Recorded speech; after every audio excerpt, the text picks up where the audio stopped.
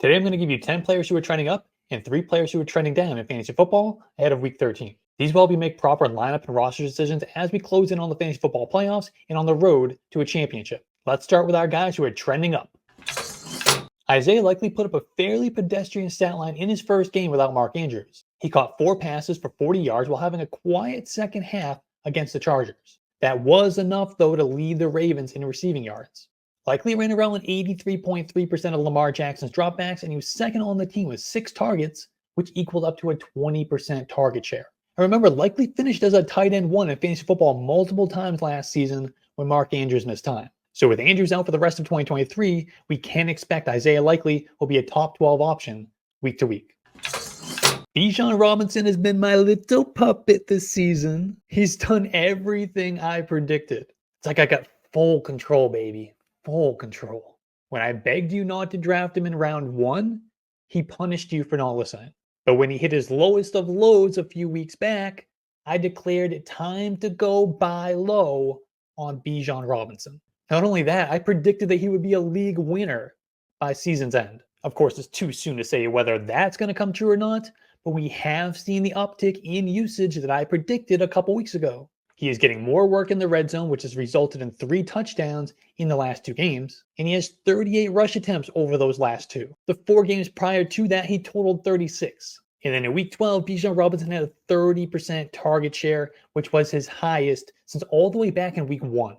And there's still room for his role and his usage to expand over the next 6 weeks. Looking ahead to the fantasy football playoffs, the Falcons have one of the most favorable schedules for running backs. In week 15, it's the Panthers who have allowed the 3rd most fantasy points to running backs, then the Colts who have allowed the 7th most in week 16, and the Bears in week 17 who have allowed the 11th most. And that's not even including the Jets in week 13 who give up the 6th most fantasy points to the position. And if you believe Arthur Smith continues to feed Bijan Robinson in week 13, then you can play this pick'em on Underdog Fantasy. Lock in your pick now, draft a whole starting lineup for week 13, and use promo code YARDSPER for $100 deposit match and a free mystery pick'em.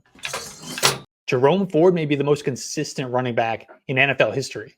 Literally, the dude has scored exactly 11.9 fantasy points in 3 consecutive games. Obviously, that won't be enough to push us to fantasy football championships, but Jerome Ford is trending up. The Browns have seen enough of the dusty old Kareem Hunt, and they tossed Pierre Strong to the side weeks ago.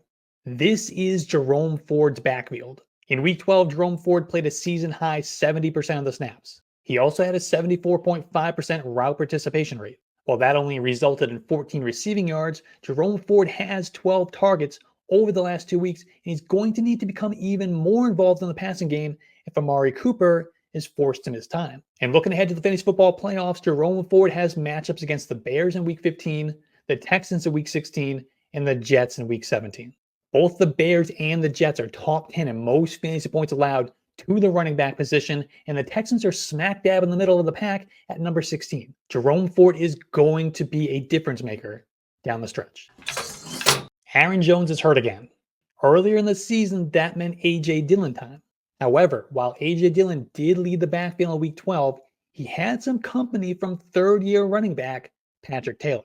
Taylor only took 3 carries and he added 1 target, but he did play 48% of the snaps to Dillon's 52%, and he ran 15 routes to Dillon's 8. This could be nothing, especially when Aaron Jones returns, but it's something worth monitoring, especially as the Packers offense has been coming to life. Everyone was jumping on the Keaton Mitchell bandwagon a few weeks ago, thinking he was going to be the next Devon Achane. While he was never going to be Achane, Keaton Mitchell is trending up. For the first time this season, Keaton Mitchell led the Ravens backfield in snap share at 46% back in week 12. He also had 2 targets, while Gus Edwards and Justice Hill each had 1. And Mitchell ran 2 more routes than Justice Hill and 10 more than Gus Edwards. We know how fast and explosive Keaton Mitchell is, so if this role continues to trend in this direction, he's going to be a difference maker in the fantasy football playoffs. It's happening.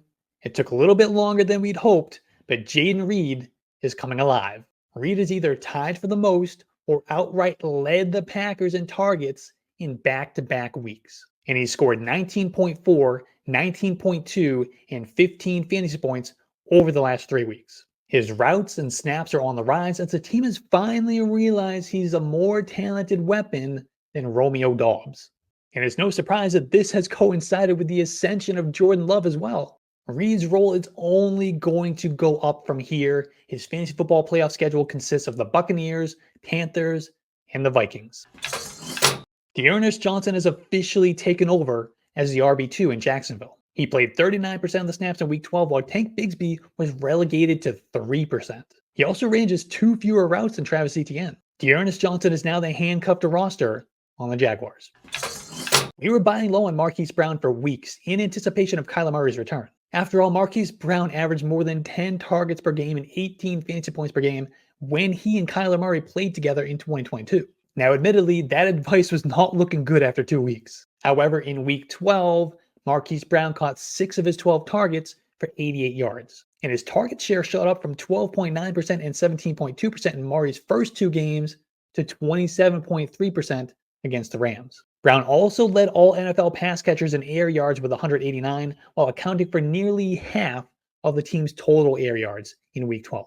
Bigger games are coming for these two. Keep starting Marquise Brown.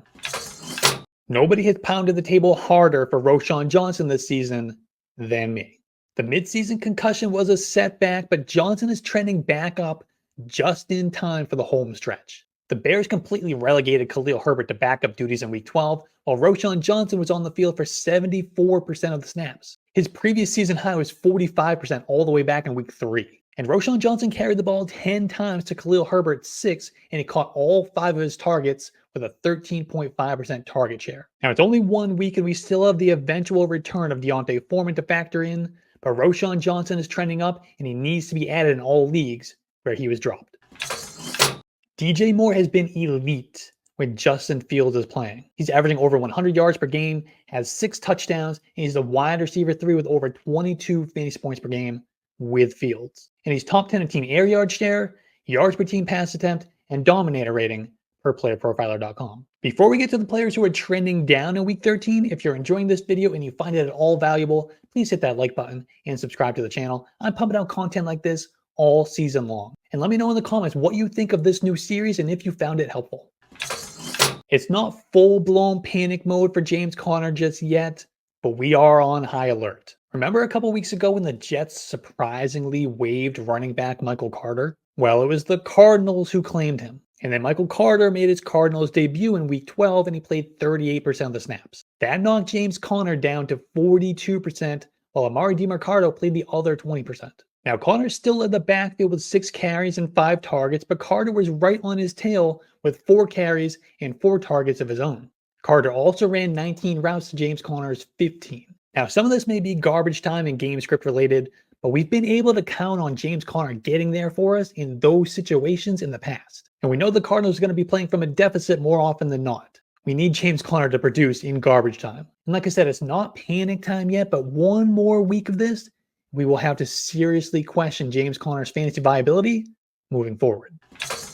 We've already talked about how Keaton Mitchell's role is trending up. Naturally, that means Gus Edwards is trending down. Not only did Gus Edwards get out-snapped by Mitchell, he was 3rd in snaps behind Justice Hill as well. Edwards was only targeted once and he ran just 4 routes. Now, there's certainly a chance that he reemerges, but it looks like the team wants to give their explosive rookie a shot to lead the backfield, which will cripple Gus Edwards' fantasy value.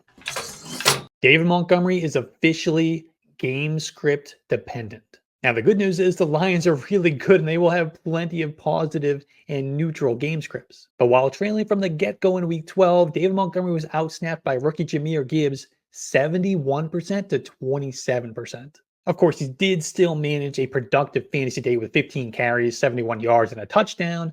But the days of being a safe bet as a top 15 option, they appear to be over. You're not benching him in most cases. He's still going to be productive, but he is trending in the wrong direction.